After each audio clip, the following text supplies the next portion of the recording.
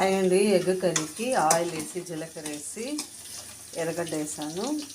At the same టైంలో నేను 2 పచ్చిమిర్చి, 1 ఎర్రగడ్డ, 2 టమాటాలు, కొద్దిగా ముంటుమాడుపప్పు, తెల్లగడ్డ వేసి పేస్ట్. మసాలా బాగా వేగింది కదా, ఇప్పుడు 2 స్పూన్ సరిపోయేంత సాల్ట్,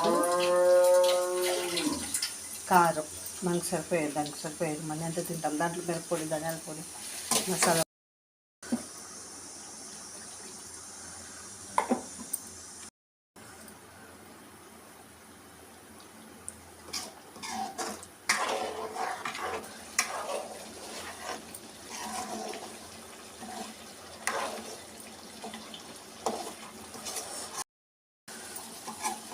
చూసారా కర్రీ అంతా వేడి వేడి ఎగ్ కర్రీ.